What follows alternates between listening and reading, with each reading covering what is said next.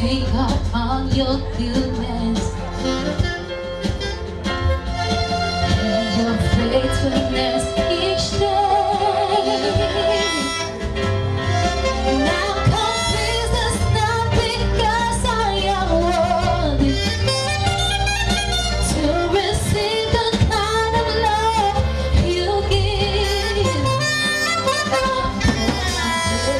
For your mercy, and I'm grateful for your grace, and because of all you've done and yourself, I have come to sing this song out in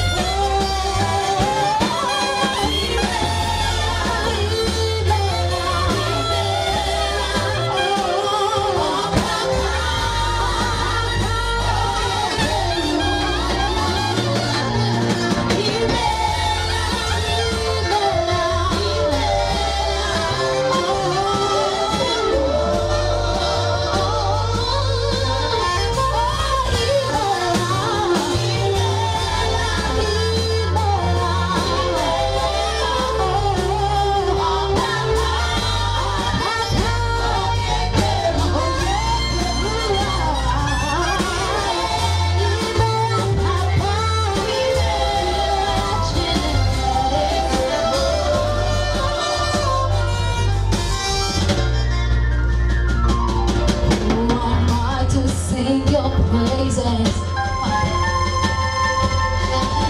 Who am I to worship you? In your blood that makes the difference in me. To recognize and welcome members of the family of the deceased, Omonigho Eimunjeze. Welcome him. Would like to also welcome the distinguished lawyers here, Leonard Six, live benches, and all the distinguished lawyers here present. I have the directive of the Chief Judge to conduct this exercise of function today. And prayers.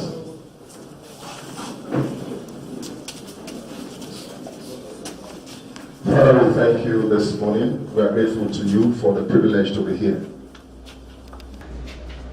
Gathered to give honor to our departed colleague, sister, friend.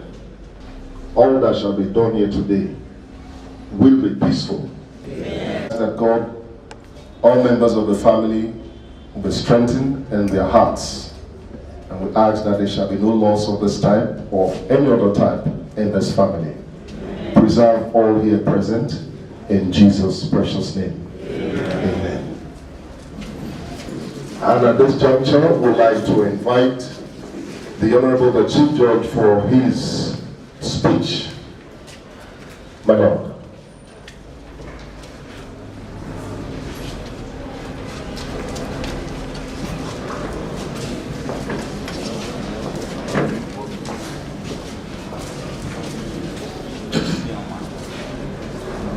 Members of the deceased family, I prefer to say family of the deceased.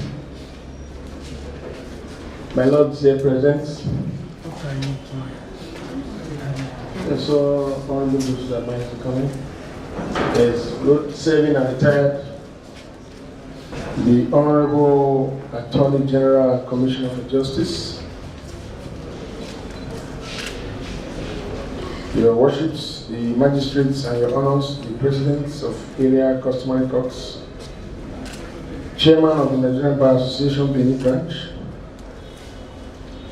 learned senior advocates, learned members of the bar, distinguished ladies and gentlemen.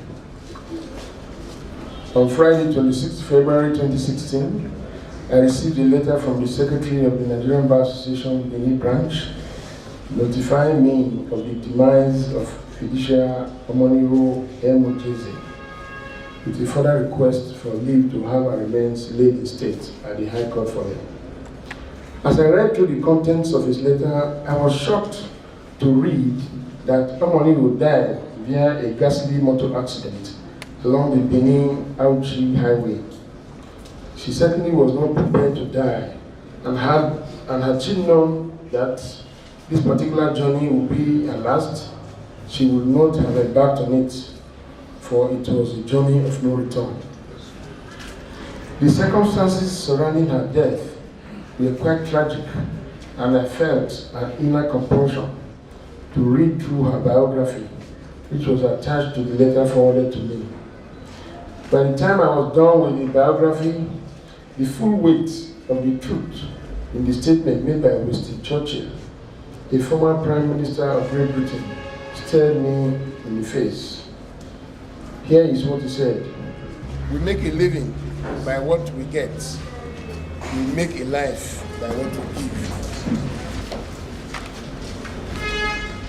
Churchill's assertion was also re-echoed by Albert Pike, the widely acclaimed American attorney, who equally said, "What we have done for ourselves alone dies with us. What we have done for others and the world remains and is immortal." Unquote. Felicia Omonigho Eimunjeze was born on the 17th of May, 1954, at Ijebu-Igbo in Ogun State, into the humble family of Mr. and Mrs. Henry Eimunjeze, who hailed from Idumu, Ekure, Ibele in Uromi, Edo State. Omonigho had her primary education at Government School Uromi and the Ibadan City Council Primary Schools, respectively. She also attended St. Teresa's College, Okeado, Ibadan, and graduated in flying colors in 1972. In 1973, she obtained her higher school certificate at Idia College, Benin City. In the day as a high school student, Omonigho was outstanding in the track and field events and won several laurels for the defunct Western region, both in the 400 and 800 meters events. Omonigho, by birth, was of Edo extraction, but her domicile had a strong leaning towards the west, as records show that she obtained her Bachelor of Arts Honours English from the University of Ife in June of 1978, after which she proceeded to Calabar for her National Youth Service Program at Elderly Memorial Girls Grammar School, Calabar. The following year, she picked up appointment with Benin State Teaching Service Commission as a teacher. Omonigho taught at New Era College and Baptist High School, respectively. One would have expected that Omonigho would settle here in Benin City or continue with her postgraduate studies in any of the ivory towers in our state, but she did not. Rather, she left the shores of Benin for the University of Lagos, where she had been offered admission to read law. She graduated from that institution in 1987 and was called to the Nigerian Bar in November of 1988.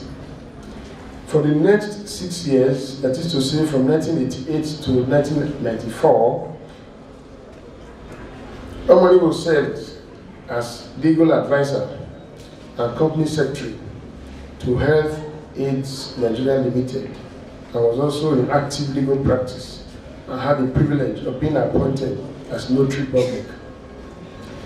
In 1994, Omonigho returned to the University of Lagos and enrolled for her LLM, which she obtained in flying colors.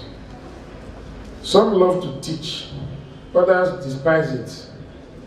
For Omonigho, her first love and only love was to teach.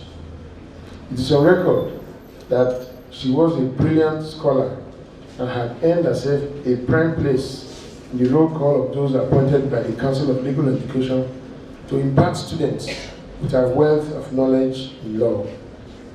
Until her death, she was a lecturer at the Yenagoa campus of the Nigerian Law School. One would have thought that the demands of office would have deprived Omonigho of her social and religious life, but her activities proved otherwise. In her lifetime, she was patron of many Catholic organizations and secretary trustee of ASAM Professional Education Foundation, Secretary, St. Teresa's Old Girls Association, and President, Rotary Club Ikeja, South District. For this gallant woman and true daughter of Edo land, the sun has set just too early. Please join me as we rise to observe a 1-minute silence in honor of this true daughter of Edo land who has done us proud.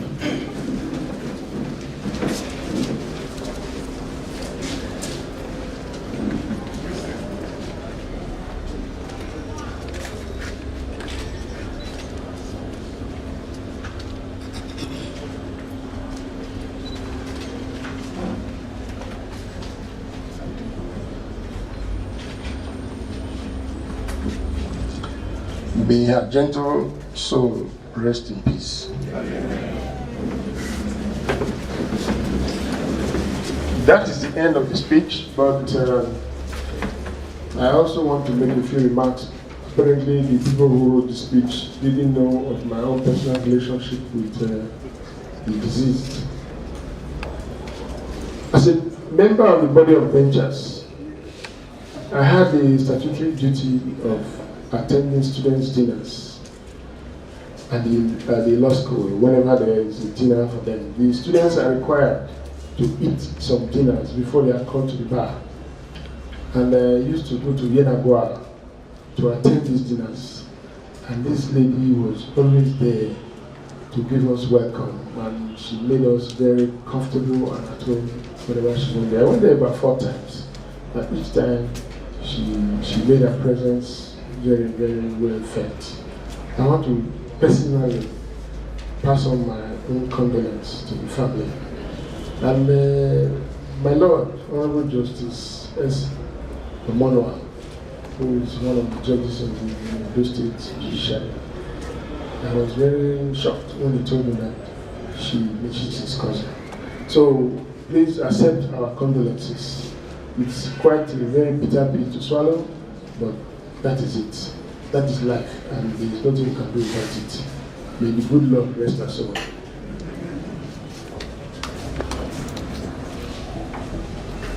I would like to thank my Lord, the Honorable Chief Justice of Edo State, for his speech.